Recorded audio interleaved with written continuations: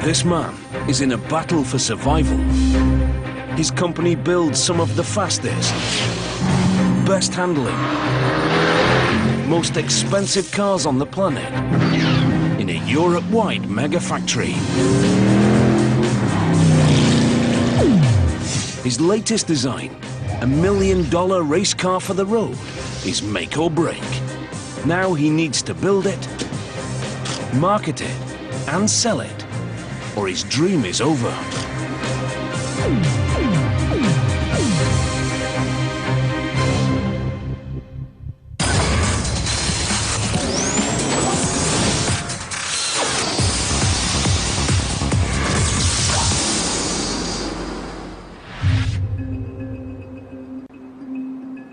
The Gumpert Apollo. Just 60 have been made. A hand-built, two-seater, mid-engine German supercar. Built for speed.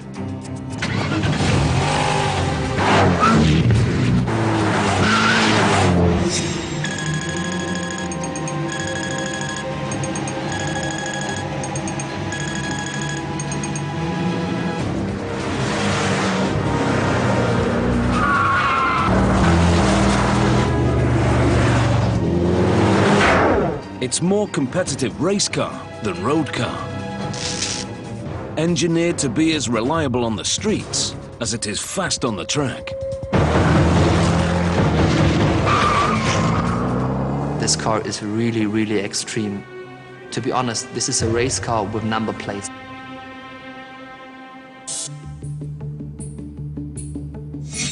Gumpert Sportswagen is just under a decade old. The brainchild of this man, Roland Gumpert. His vision is simple: to make the fastest road car on Earth.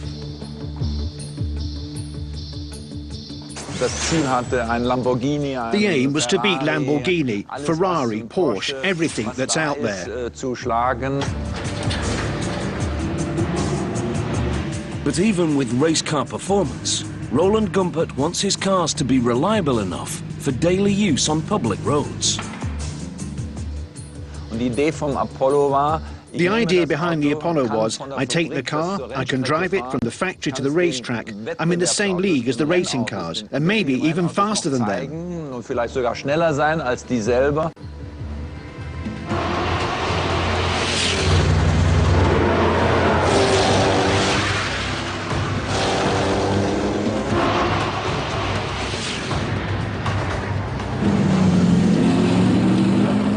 To get these cars approved for the streets, they must comply with strict European tests.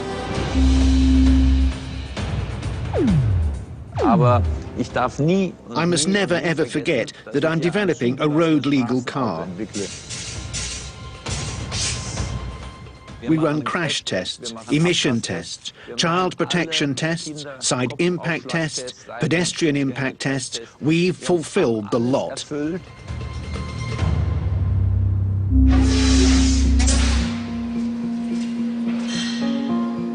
Life isn't easy for a small independent car company. It costs millions to develop, test and produce a world-beating supercar.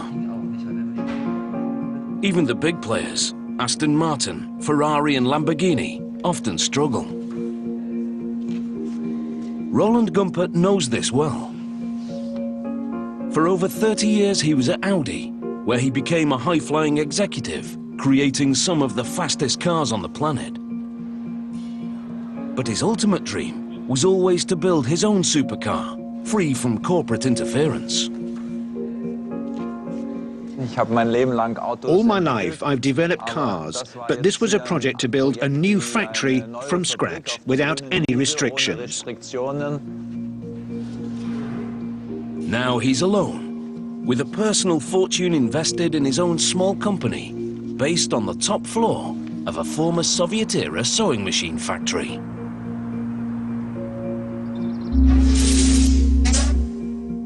A 180 kilometers south of Berlin, in the town of Altenburg. All Gumpert's cars are made here.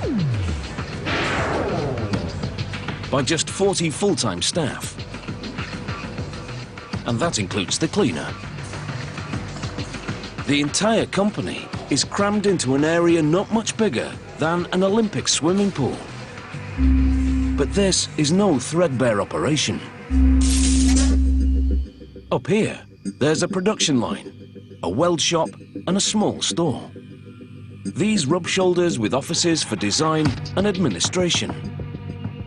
Roland Gumpert's office sits alone.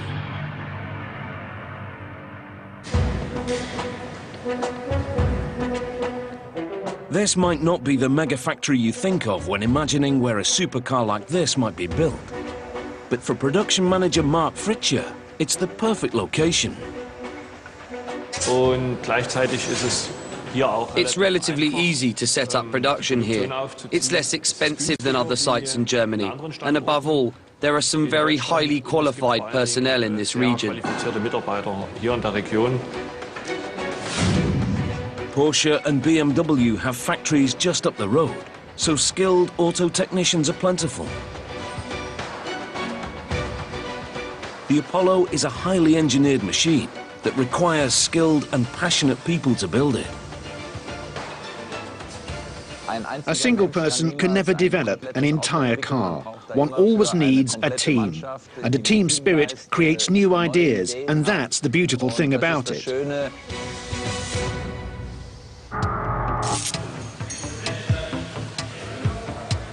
For a boutique manufacturer like Gumpert, hand-building just a few cars a year, it's not feasible to spend millions designing and manufacturing components in-house.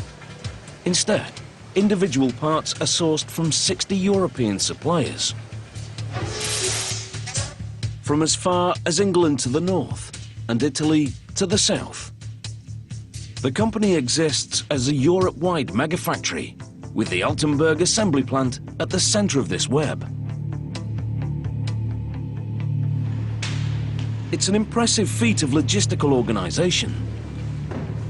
This is the ultimate just-in-time bespoke build. Of course, at the beginning, lots of people laughed at me. It'll never succeed. But thanks to God, or with a lot of luck, I managed it. It hasn't been plain sailing. To build the right car in the right way is only half the battle. The other is to sell it. And the last few years have been tough, as Bastian Schiefer, head of marketing, knows only too well. We had orders there, definitely, but then with all the economic crisis, financial crisis, we lost a few. And if you're just selling 20 cars a year and you just lose, let's say, 10, it's just 50% of the whole revenue, so it can destroy such a small company. The company almost went bust in 2010. Only money from investors saved Herr Gumpert's dream. There were so many incredible low points. We were at rock bottom, underwater. We were drowning. But we still managed to swim free, up to the air. And we're still here today, and we'll be here in future. I'm absolutely certain of that. It's still a precarious existence, where every sale is vital. To generate noise in the crowded supercar market, the company's planning a new $1 million Apollo. Weight will be reduced, power will be increased, and it will only be available in moody black. This will be an Apollo with its aggression turned up to the max. And to capture this bad boy attitude, it will be called the Enraged. It's lighter. It has more horsepower, it has a better gearbox, it has better cooling, so it will even beat the normal Apollo on the road and on the racetrack. To catch the world's attention, the plan is to launch their new flagship at the world's most prestigious car event, the International Geneva Motor Show. For Patrick Hopper, head of press and PR, it's crucial they make it there. It's a must to be there, just to show the world outside that you are alive, that you still exist in this hard business. And this is really a big thing for a small company like us. Geneva is just 3 months away. Right now, the Apollo Enraged only exists in a computer. It will be a race in itself to get it built for the show. And that race begins in the weld shop.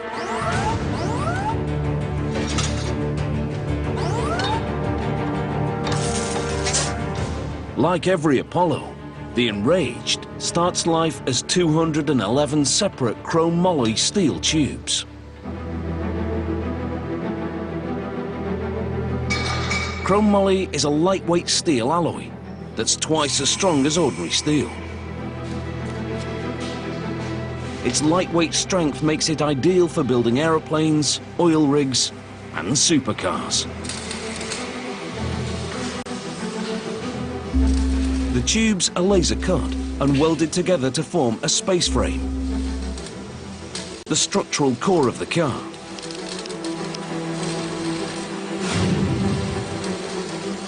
It's a design concept little change from the race cars of the 1950s, and so effective that modern-day supercars, such as Audi's R8 and Lamborghini's Gallardo, still use it.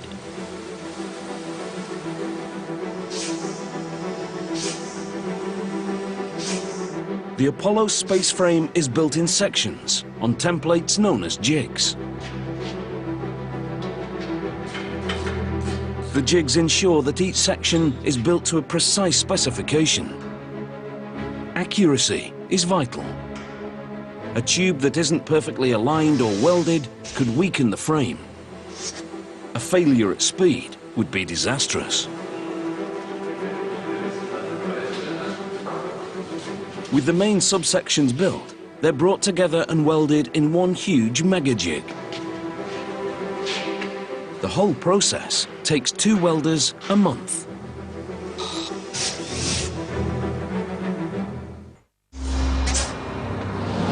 As head of Audi Sport, Roland Gumpert helped create a legend, the Audi Quattro.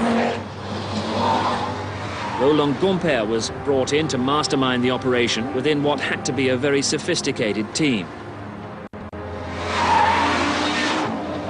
The Quattro was revolutionary. It was the first rally car to have 4-wheel drive and blew the opposition away, winning 4 world championships and 24 world rally races.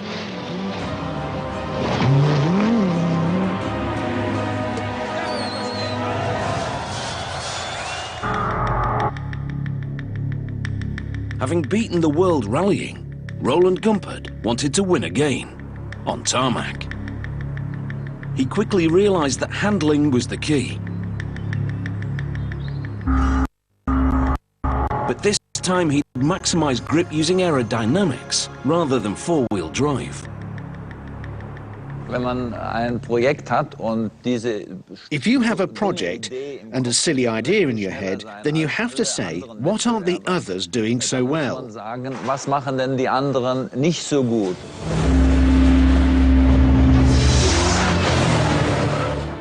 Race cars use aerodynamics to generate downforce to improve their handling. This, Roland Gumpert believed, was one trick other supercar manufacturers were failing to use to their best advantage.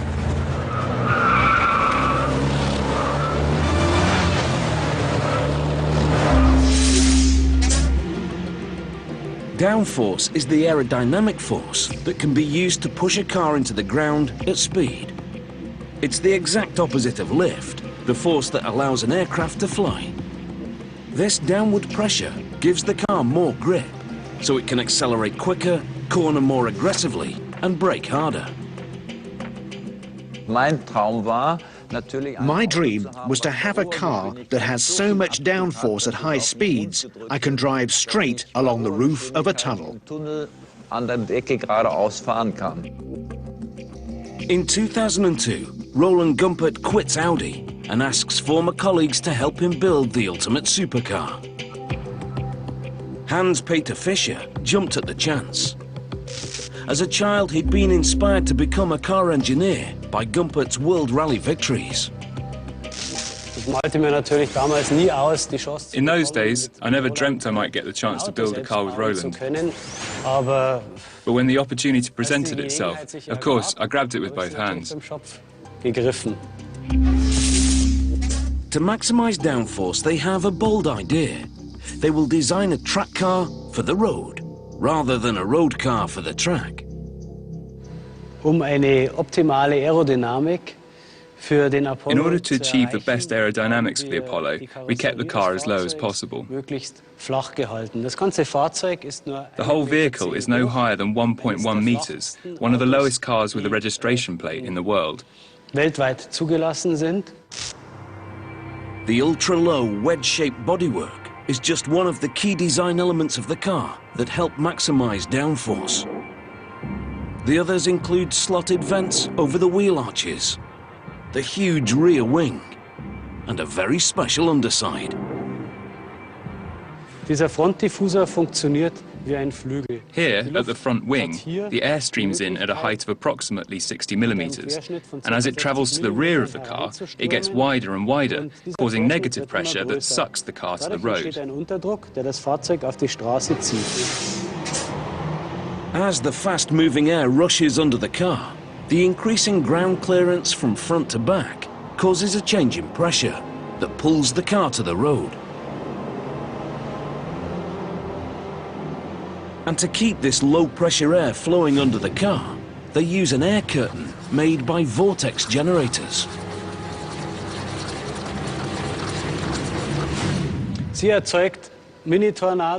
It generates mini tornadoes, which create a vortex trail stretching along the side of the vehicle, preventing the air from escaping sideways from underneath the car floor. Theory's fine. Now the company has to prove their car can beat the opposition on the track. The Nürburgring, Germany. Perhaps the most demanding race circuit on Earth. When we started to develop this car, our ambition was to prove that we were the fastest production car on the Nürburgring. The Nürburgring's Nordschleife was the home of the German Grand Prix until declared too dangerous for F1 racing. Now supercar manufacturers use this infamous circuit's Old Northern Loop as a proving ground to show how fast their cars are.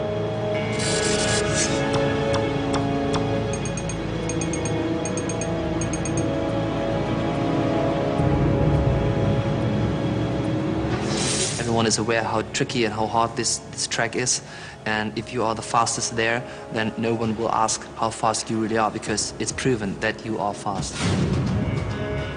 In 2009, Gumpert arrived at the ring to prove the Apollo is the fastest road-legal car in the world.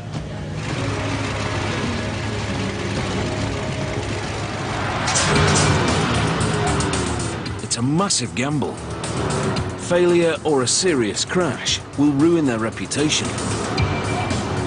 Both are a distinct possibility. Behind the wheel is 26-year-old professional racing driver Florian Gruber.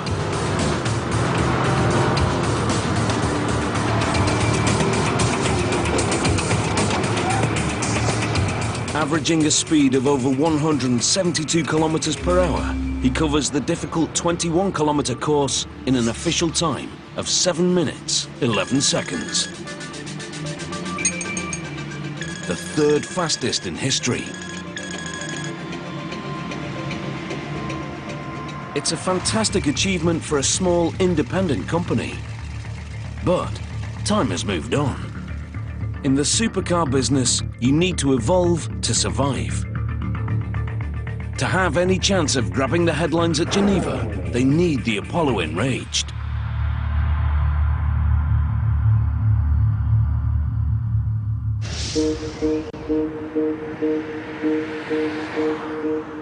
Mark Fritscher, the firm's production manager, is on the road. With Geneva imminent, he must check that the suppliers are on schedule to deliver the parts the Altenburg assembly plant needs to get the Enraged built for the show. If the car doesn't make Geneva, the whole future of Gumpert could be under threat. Today, he's 200 kilometers south of Gumpert's HQ in the Bavarian village of Kreuzen.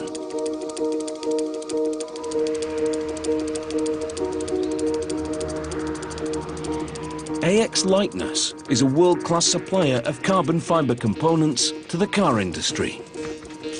But as company founder Axel Schneurer explains, it wasn't cars that made their name. It was my hobby, cycling, that led to the first bicycle saddles, manufactured on myself. The business then took off fairly fast.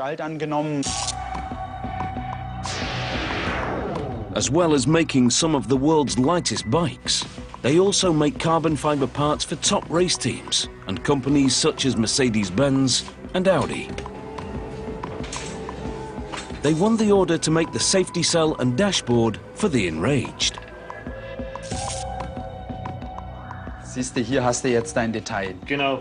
This car is a step up in luxury from the original Apollos. The smallest details are important.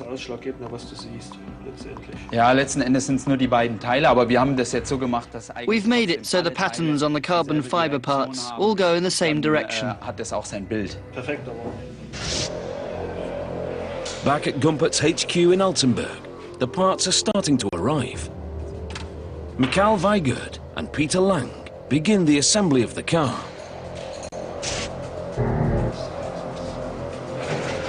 The Geneva Motor Show is less than 2 months away. It's going to be tight.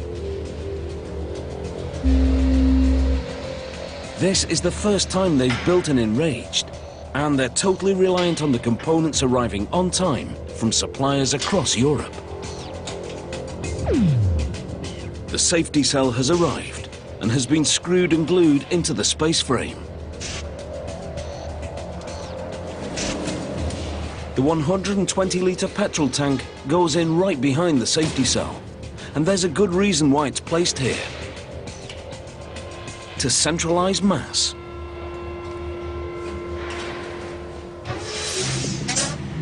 In the Enraged, the relatively heavy transmission, engine, fuel tank and driver are all positioned close to the center line of the car.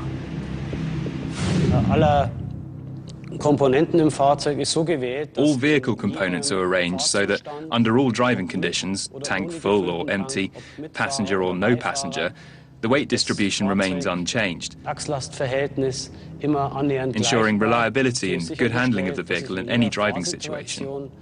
Ein zuverlässiges und leicht zu bedienendes Fahrzeug habe.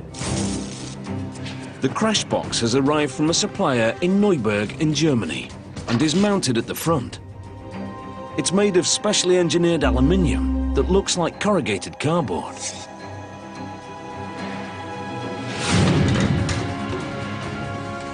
In a crash, it's designed to collapse in a controlled way, acting like a crumple zone in an ordinary car, reducing the impact on the car's occupants.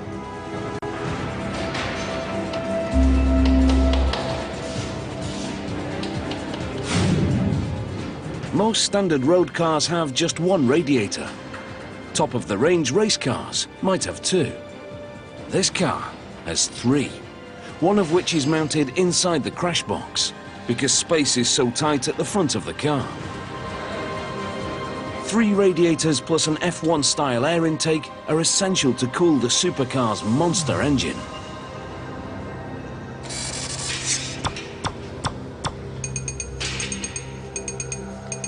It's hand-built 320 kilometers south of Gumpert's HQ by HSB in Hüttenhausen.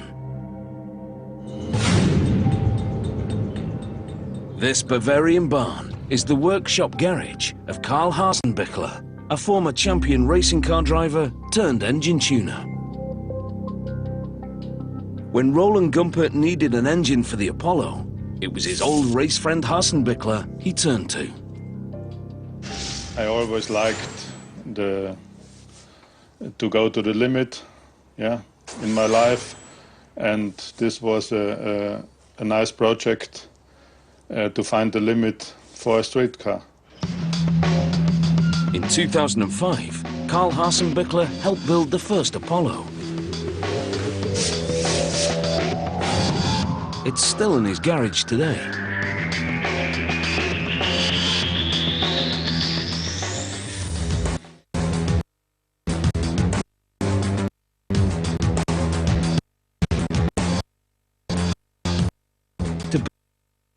build a brand new engine from scratch is expensive. So to save costs, they took a standard Audi V8 and went to work.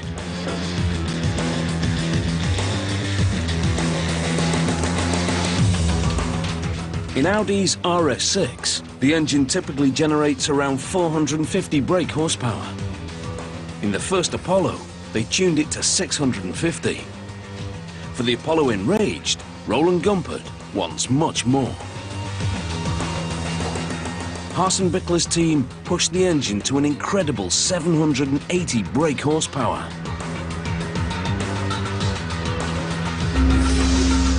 And there's a good reason why the Apollo series needs such powerful engines.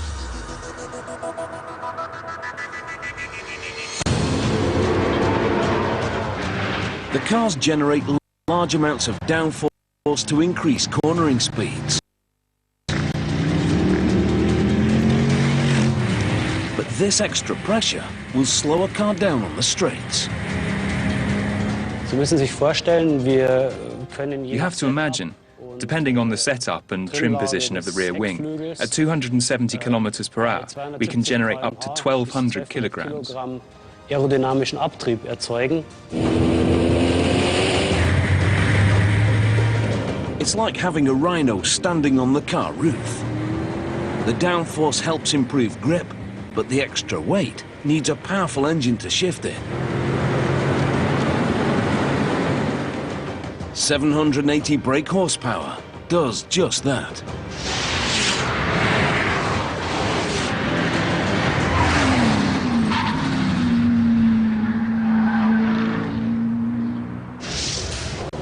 Back in Altenburg, at the company HQ where they're building the Enraged for the Geneva Motor Show, production manager Mark Fritscher is feeling the pressure. You have deadlines, so must check for every part. When you have some problems, it's not good. 4 key parts are missing. The car's new black alloy wheels. As a quick fix, to allow them to move the car around the workshop to continue the build, they decided to fit some old silver ones. But these aren't good enough for Geneva. Mark needs to get this sorted, or the Geneva show could be off.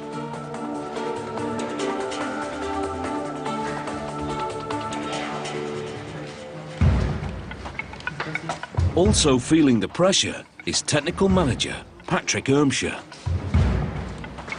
His team has spent months working on the all-new components.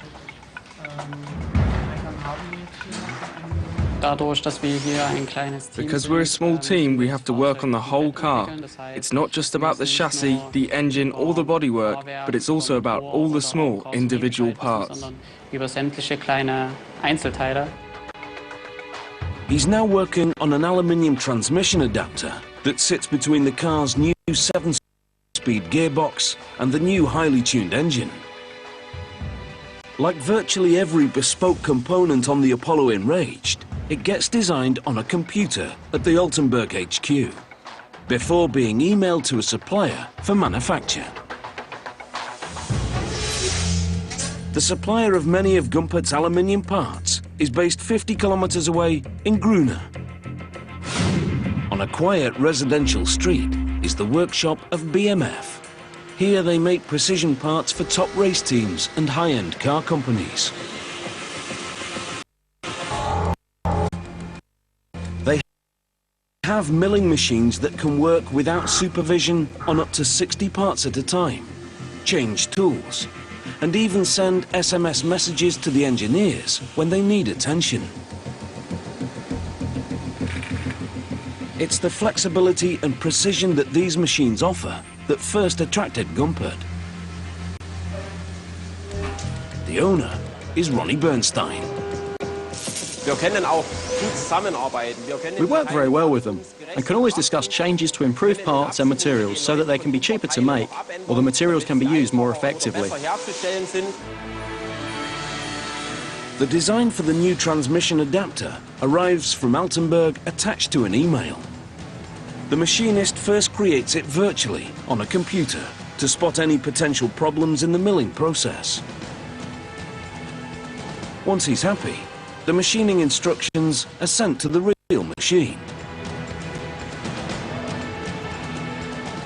A single block of aluminium is loaded and the transmission adapter is cut to shape.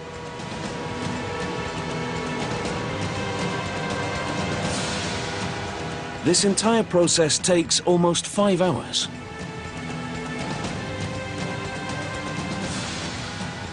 Finally, before being shipped to Altenburg, the finished part is measured to check it conforms to the strict criteria Roland Gumpert demands.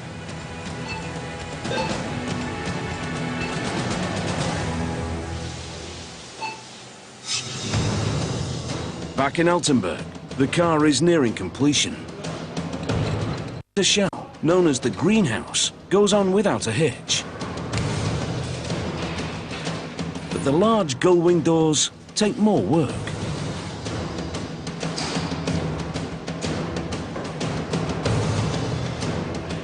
With the doors in place, it's onto the car's interior and the carbon fibre dash from Bavaria.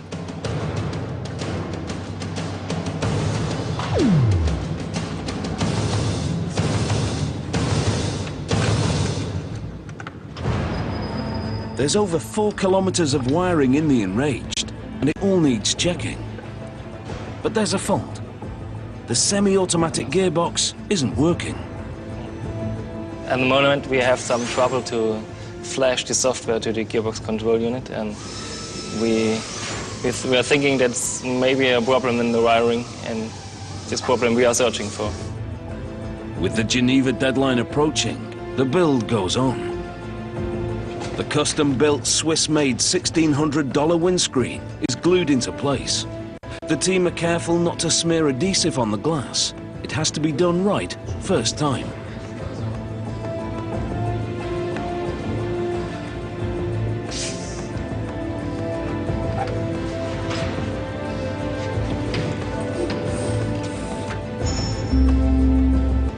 Meanwhile, they found the wiring fault. It was a simple loose connection. Now they can bring the Apollo Enraged to life. We start the engine for the first time. That's a big point. And we will see everything is okay. And also gearbox, engine, fine. So, great thing. Ja, Mama.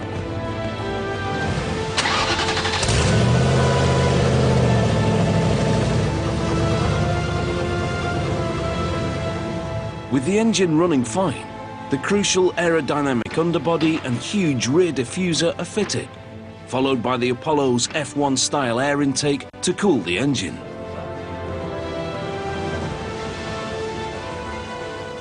And finally, to everyone's relief, the missing wheels turn up. And not a moment too soon. The Geneva show is just 2 days away. It feels good. Car's now finished. Everything's working, so good feeling. You're happy? Yes.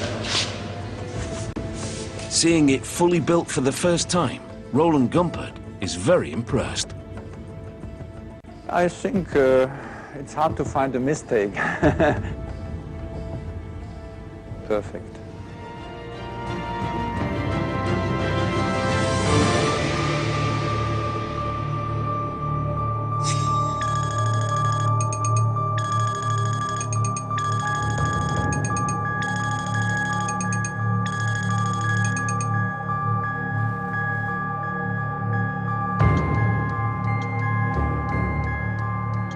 It's taken a huge logistical effort from 60 companies across Europe to get the Apollo Enraged built in record time. But they've done it.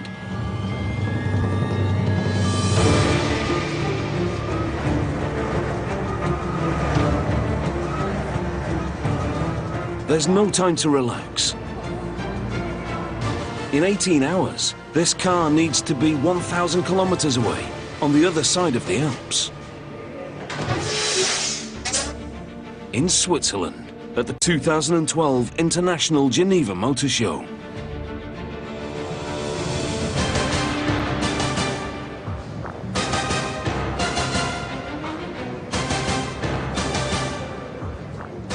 They've made the deadline, but now the pressure is on to sell. It's very hard for us amongst these big players because they got a lot more resources, a lot more budget for marketing. Despite the opposition, the company finds itself in demand. The initial response to the Apollo Enraged is positive. I'm just checking every half an hour my emails, and I'm looking what's going on in the web, and it's very good. But the team are realistic about converting these good reviews into instant sales.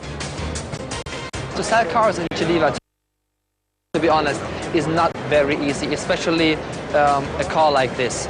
To convince people to buy a car, they need to drive it. So Geneva is always just the first step to give them an idea about what an Apollo is like. As a follow-up, the company arranged a track day at the Red Bull Ring in Austria to allow potential customers to get behind the wheel.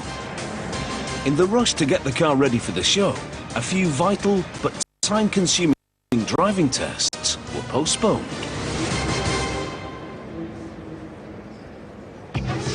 The first of these tests requires a specialist rig back in the Bavarian town of Fichtenberg. KW make shock absorbers for top race teams around the world, and in their competition workshop, where cameras are never normally allowed, they build the suspension for the new Apollo Enraged.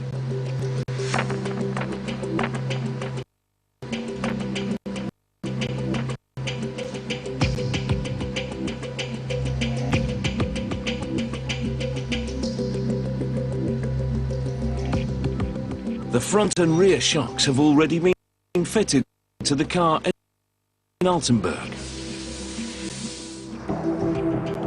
To make sure the Enraged can be pushed to its limits on the track, they use KW's test rig. This is one of the few places in Europe where it's possible to fine-tune a car suspension for any racetrack on Earth without ever leaving the factory. Head of testing, Martin Malinowski, is clear about the importance of good suspension.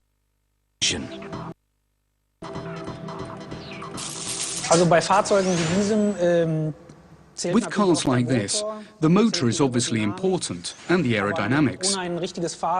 But without a proper chassis, or without good suspension, it's a waste of time.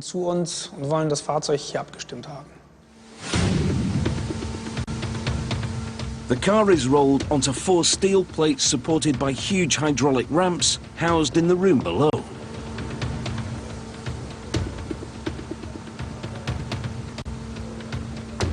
Sensors provide feedback to a computer. The test equipment is so sensitive, a life-size dummy is used to replicate the driver's weight.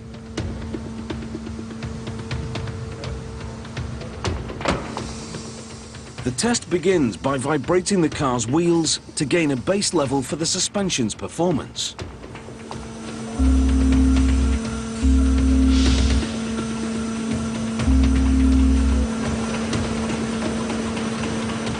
Once the basic test routine is complete, they load the data for the Red Bull Ring in Austria and run the Enraged on the virtual track, allowing the engineers to gain the vital information needed to set the car up.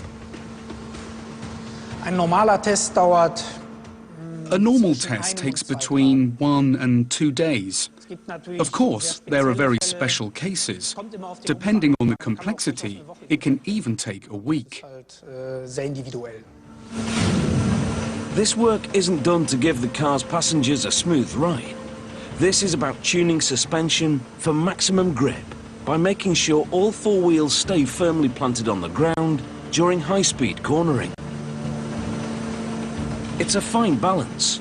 Too soft and the car will sway around the bends. Too hard and the car will fly when it hits a bump. In both cases, it will lose grip, slowing the car down. Suspension setup complete, the car travels north to the outskirts of Altenburg, to the company's test track at Nobitz.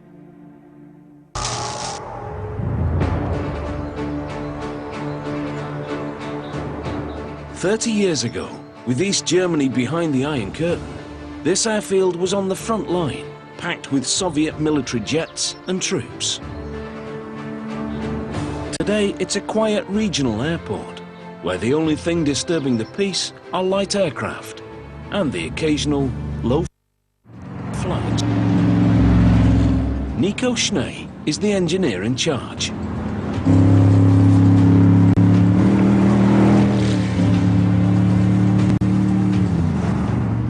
At these tests, we are checking all the systems, if everything is running, to be sure that the car is made perfect for the customer.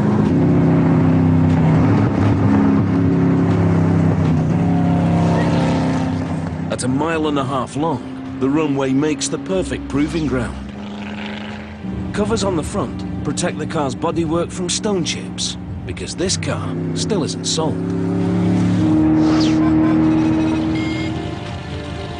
The tests go on throughout the day, with regular stops to analyze data.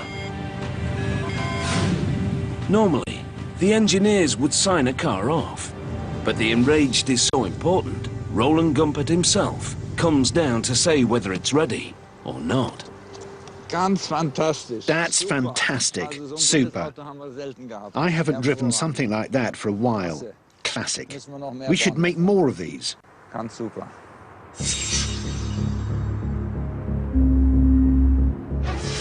Next stop, the Red Bull Ring, Spielberg, Austria. It's here potential buyers from Geneva get a taste of the Apollo. 3 different Apollos are on hand to test. The enraged is amongst them. Current owners have also turned up to use the track and to check out the latest Apollo.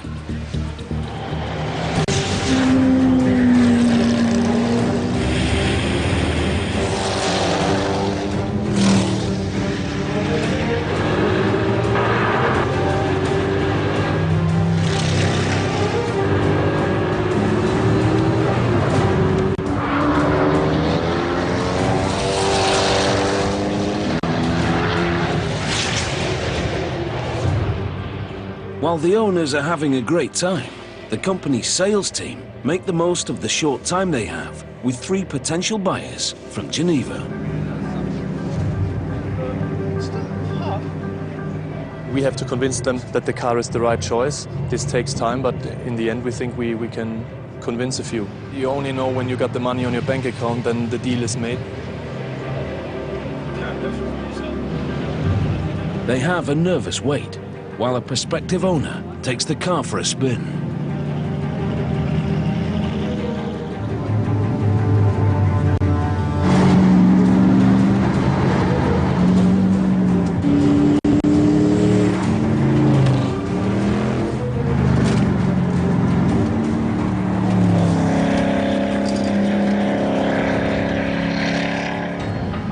After 20 minutes behind the wheel, he's back. And they get the news they've been waiting for. A German businessman is keen to buy.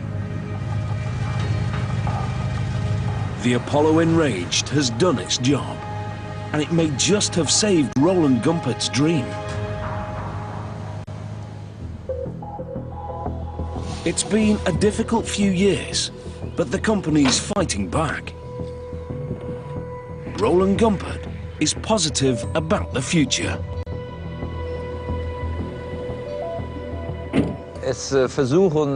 Many people try to build themselves a dream car, but to actually do it and succeed by going into production with a workforce of 40 people, that's extremely rare.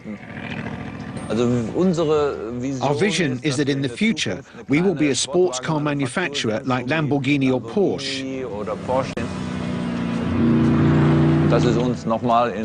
And be here in 50 or even 100 years. That's our vision.